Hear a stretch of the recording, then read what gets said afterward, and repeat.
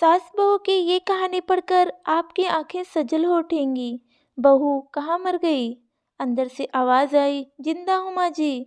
तो फिर मेरी चाय क्यों अभी तक नहीं आई? कब से पूजा करके बैठी हूँ।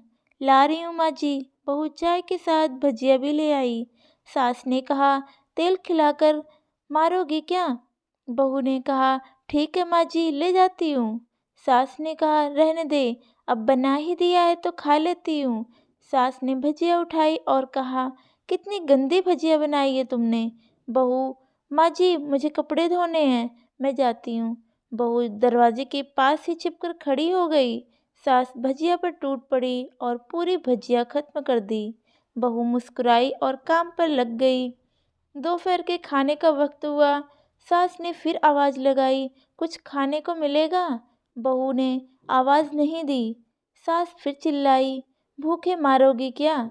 बहू आई सामने, खिचड़ी रख दी। सास गुस्से से, ये क्या है? मुझे इसे नहीं खाना है, इसे ले जाओ। बहू ने कहा, आपको डॉक्टर ने दिन में खिचड़ी खाने को कहा है, खाना तो पड़ेगा ही। सास मुंह बनाते हुए, हाँ तू मेरी माँ बन जा। बहू फिर मुस्कुराई और चली गई। आज इनके घर पर पूजा थी। बहू सुबह 4 बजे उठ गई। पहले स्नान किया, फिर फूल लाई, माला बनाई, रसोई साफ की, पकवान और भोज बनाया। सुबह के 10 बज गए। अब सास भी उठ चुकी थी। बहू अब पंडित जी के साथ भगवान के वस्त्र तैयार कर रही थी। आज ऑफिस की भी छुट्टी थी। उसके पति भी घर पर थे। पूजा शुरू हुई। सास चिल्लाती, बहू ये नहीं है, वो नहीं है। बहू दौड़ी दौड़ी आती और सब करती। अब दोपहर के 3 बज गए थे। आरती की तैयारी चल रही थी। पंडित जी ने सबको आरती के लिए बुलाया और सबके हाथों में थाली दी। जैसे ही बहू ने थाली पकड़ी, थाली हाथों से गिर पड़ी। शायद भोज बनाते हुए बहू के हाथों में तेल लगा था, जिसे वो पोंछना भूल गई थी। सारे लोग तरह तरह की बातें करने लगे। कैसी बहू है, कुछ नहीं आता, एक काम भी ठीक से नहीं कर सकती, न जाने कैसी बहू उठा लाए, एक आरती की थाली भी संभाल नहीं सकती। उसके पति भी गुस्सा हो गए और सास चुप रही, कुछ भी नहीं कहा। बस यही बोली बोल के छोड़ दिया कि सीख रही है, सब सीख जाएगी धीरे धीरे। अब सबको खाना परोसा जाने लगा। बहू दौड़ दौड़ के खाना देती, फिर पानी लाती। करीब 70 से 80 लोग हो गए थे। इधर 2 नौकर और बहू अकेली, फिर भी वहाँ सारा काम बहुत ही अच्छे तरीके से करती। अब उसकी सास और कुछ आस पड़ोस के लोग खाने पर बैठे। बहू ने खाना परोसना शुरू किया। सबको खाना दे दिया गया। जैसे ही पहला निवाला सास ने खाया, तुमने नमक ठीक नहीं डाला क्या? एक काम ठीक से नहीं करती, पता नहीं मेरे बाद कैसे ये घर संभालेगी। आस पड़ोस वालों को तो जानते ही हो ना, वे तो बस बहाना ढूंढते हैं नुक्स निकालने का। फिर वो सब शुरू हो गए, ऐसा खाना है, ऐसी बहू है, ये वो वगैरह वगैरह।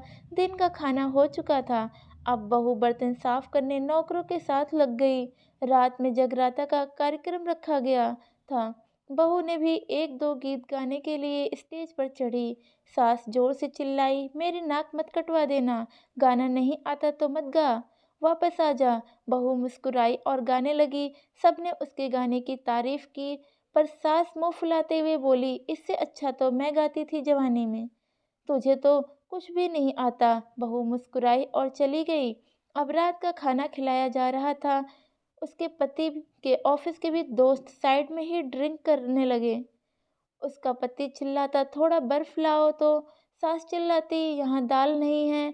फिर चिल्लाता, कोल्ड ड्रिंक नहीं है, पापड़ ले आओ। इधर उधर आखिरी में उसके पति की शराब गिर पड़ी उसके एक दोस्त पर और बोतल टूट गई।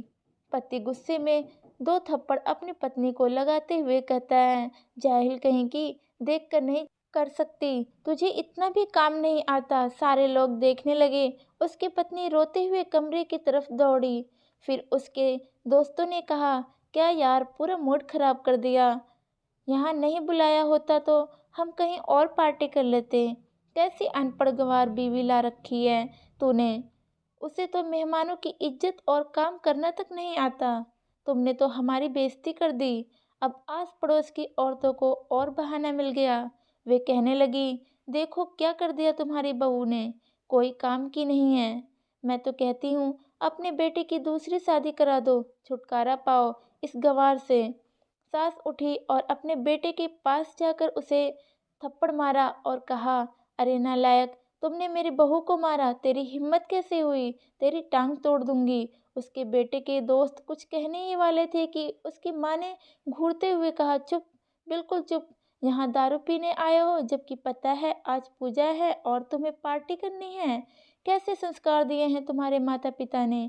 और किसने मेरी बहू को जाहिल बोला? जरा इधर आओ, चप्पल से मारूंगी अगर मेरी बहू को किसी ने एक शब्द भी कहा तो। अरे पापी, तूने उस लड़की को बस इसलिए मारा कि तेरी शराब की बोतल टूट गई। पापी, वो बच्ची सुबह 4 बजे से उठी है, घर का सारा काम कर रही है, ना सुबह से नाश्ता किया है और ना ही दिन का खाना खाया।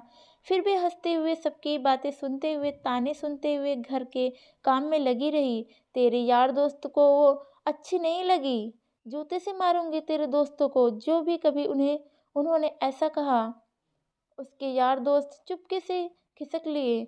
अब सास बहू के कमरे में गई और बहू का हाथ पकड़कर बाहर लाई। सबके सामने कहने लगी, किसने कहा था अपनी बहू को घर से निकाल के दूसरी बहू ले आना? जरा सामने आओ। कोई सामने नहीं आया। फिर सास ने कहा, तुम जानते भी हो क्या हो इस लड़की के बारे में? ये मेरी माँ भी है और बेटी भी, इसलिए कभी भी मेरे दिल की भावनाएं समझ जाती है। मेरी दिन रात सेवा करती है, मेरे 1000 ताने सुनती है, पर एक शब्द भी गलत नहीं कहती, ना सामने ना पीठ पीछे। और तुम कहते हो दूसरी बहू ले आऊं? याद है ना छुटकी की दादी, अपने बहू की करतूत। सास ने गुस्से से पड़ोस की महिला को कहा, अभी पिछले हफ्ते ही तुम्हें मियाँ बीवी भूखे छोड़कर घूमने चले गए थे। मेरी इसी बहू ने 7 दिनों तक तुम्हारे घर पर खाना पानी, यहाँ तक कि तुम्हारे पैर दबाने जाती जाती थी, और तुम इसे जाहिल बोलती हो। जाहिल तो तुम सब हो, जो कोयले और हीरे में फर्क नहीं जानते। अगर आइंदा मेरी बहू के बारे में किसी ने एक लफ्ज भी बोला तो मुझसे बुरा कोई नहीं होगा, क्योंकि ये मेरी बहू नहीं, मेरी बेटी है। बहू सिसकियां लेते हुए फिर कमरे में चली गई। सास ने एक प्लेट उठाई और भोजन परोसा और बहू के कमरे में खुद ले गई। सास को भोजन लाते देखा तो बहू ने कहा, अरे माँ जी, आप क्या कर रही हो, मैं खुद ले लेती। सास ने प्यार से ताना मारते हुए कहा, डर मत, इसमें जहर नहीं है, मार नहीं डालूंगी तुझे। तुझे नई सास चाहिए होगी, पर मुझे अभी भी तू ही मेरे घर की बहू चाहिए।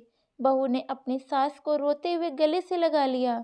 सास भी रो दी पहली बार और कहा, चल खाना खा ले। फिर मजाक करते हुए कहा, फिर मेरे पैर दबाने चले आना, और ये ख्याल मन में मत लाना कि सास पैर बोलती है, किसी दिन मैं इसका गला दबा दूंगी। क्योंकि कभी मैं भी यही सोचती थी। दोनों खूब हंसने लगती हैं। तो दोस्तों, आज की कहानी आपको कैसी लगी? ज़रूर हमें कमेंट में शेयर कीजिएगा।